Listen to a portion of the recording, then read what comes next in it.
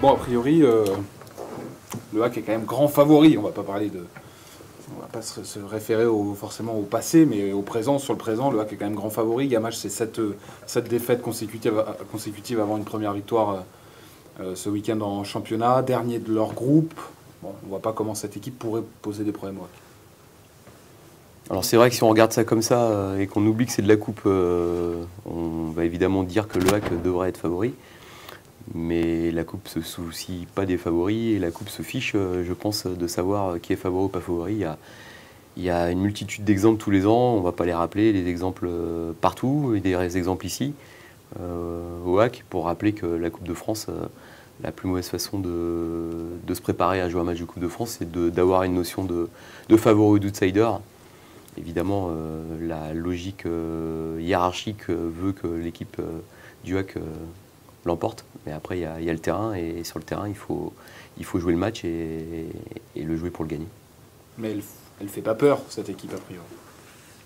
Bah, elle fait pas peur, j'ai envie de dire qu'il y a souvent eu des équipes qui faisaient pas peur a priori avant de jouer le match à des équipes professionnelles ou à des équipes plus fortes et qui au final sont reparties chez elles bredouille. Donc je pense qu'il faut toujours avoir une notion de respect de l'adversaire et puis surtout de crainte parce que ce sont des matchs particuliers où sur 90 ou 120 minutes, l'enjeu c'est une qualification ou une élimination. Donc il faut prendre le pouls de la Coupe de France sur les premiers tours. C'est toujours compliqué de sortir d'une logique et d'un rythme de championnat avec un enjeu de championnat à un match de coupe où évidemment l'adversaire est surmotivé et met tout ce qu'il a dans les duels sur tous les ballons et ça crée forcément un nivellement des valeurs. Maintenant, je ne vais pas vous dire que j'attends pas une qualification de mon équipe, j'attends évidemment qu'on aille là-bas et qu'on soit le plus professionnel possible et qu'on aille chercher une billet pour le 8e tour. Vous êtes allé là superviser? Oui, on a fait. On ne veut pas donner de sentiment à nos joueurs que le match est un match qu'on galvaude. Donc nous, de notre côté, on le prépare le plus professionnellement possible. On est allé les voir dès qu'il y a eu le tirage. Il y a eu 2 matchs depuis. On a fait les 2 observations sur les 2 matchs pour pouvoir avoir une vision de leur effectif. C'est évidemment pas un match classique de Ligue 2. On n'a pas les images vidéo, on n'a pas l'appui de la vidéo pour pouvoir présenter le principe. Il y a des choses qu'on va expliquer aux joueurs, qu'on va dire aux joueurs. Il y a des choses qu'on va garder pour nous dans notre préparation. Ça ne sert à rien d'inonder les joueurs d'infos. Ils doivent jouer à leur niveau. Et s'ils jouent à leur niveau et qu'ils ont envie de faire quelque chose dans cette Coupe de France, ils doivent aller chercher leur billet pour le tour d'après. Et dans les grandes lignes, c'est quoi les caractéristiques de cette équipe?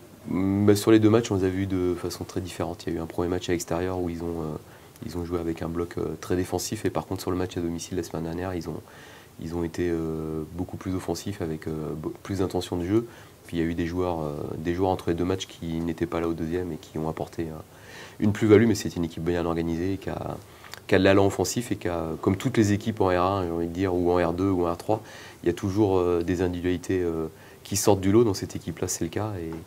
Et je dis toujours qu'en coupe, et on l'avait vu l'année dernière, un bon gardien et un bon avant-centre te permettent de pouvoir espérer. Donc il y a des choses de cet ordre-là dans cette équipe-là, mais on va jouer notre jeu, on va préparer le match sérieusement et puis on va aller là-bas pour prendre le ticket pour le tour d'après. Les joueurs qui devront y aller, le jouer, auront la responsabilité de nous qualifier. Et c'est pas une petite responsabilité, c'est important. Et ils auront la responsabilité de ne pas nous mettre dans la case surprise du lendemain. Quand il y a des tours de Coupe de France, les titres sont déjà prêts, et, les commentaires sont déjà prêts. Il y a toujours des équipes qui passent pour des cons et on l'a vécu l'année dernière.